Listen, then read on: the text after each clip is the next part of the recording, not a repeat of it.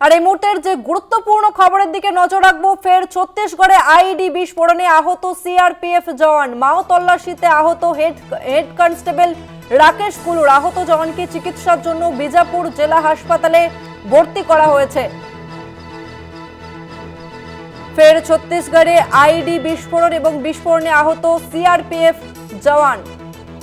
এই মুহূর্তের যে গুরুত্বপূর্ণ খবর, ফের ছত্তিশগড়ে আইইডি বিস্ফোরণে আহত সিআরপিএফ জওয়ান। মাও তল্লাশিতে আহত হেড কনস্টেবল রাকেশ কুলুর। আহত জওয়ানকে চিকিৎসার জন্য বিজাপুর জেলা হাসপাতালে ভর্তি করা হয়েছে।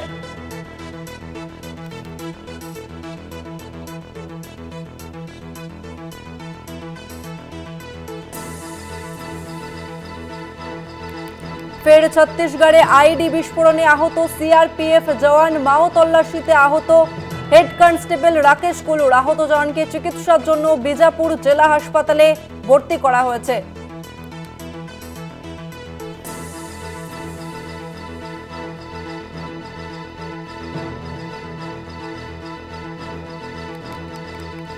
এই মুহূর্তে আমাদের সঙ্গে ফোন লাইনে রয়েছে কলকাতা টিভির ডেপুটি এডিটর মৌপিয়া নন্দী। মৌপিয়াদি, ফের ছত্তিশগড়ে আইইডি বিস্ফোরণ, কি জানা যাচ্ছে?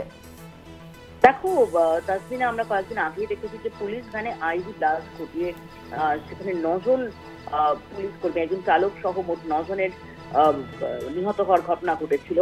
আজকে আমরা যেটা জানতে পারছি যে সিআরপিএফ এর যে 196 বাহিনী, তারা মহাদেব ঘাট থেকে যখন কেরিপুর দিকে যাচ্ছিল, সেই সময় সকালবেলা যখন এরিয়া ডমিনেশন করছিল, সেই এরিয়া তো জানো যে মাওবাদী অভ্যুষিত এলাকায় যে এরিয়া ডমিনেশন চলে, সেই এরিয়া ডমিনেশন করার জন্য তারা জঙ্গলের দিকে বেরিয়েছিল। এবং এরিয়া ডমিনেশন যখন চলছিল তখন প্রেশার মাইন, এটা অত্যন্ত ইম্পর্টেন্ট, প্রেশার আইইডি ব্লাস্ট করা হয়েছে। এবং প্রেশার আইইডি ব্লাস্ট হয়ে সিআরপিএফ এর প্রধান যিনি কমান্ডার, যিনি রাকেশ কুলুর, তিনি জখম হয়েছেন বলে আমরা জানতে পারছি।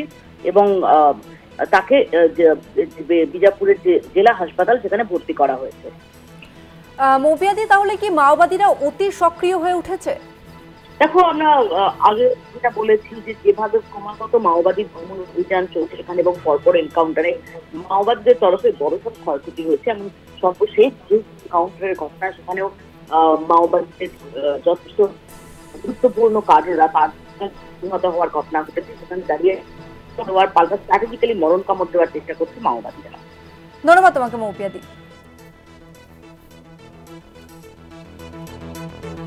ফের ছত্তিশগড়ে আইইডি বিস্ফোরণে আহত সিআরপিএফ জওয়ান। মাও তল্লাশিতে আহত হেড কনস্টেবল রাকেশ কুলুর। আহত জওয়ানকে চিকিৎসার জন্য বিজাপুর জেলা হাসপাতালে ভর্তি করা হয়েছে।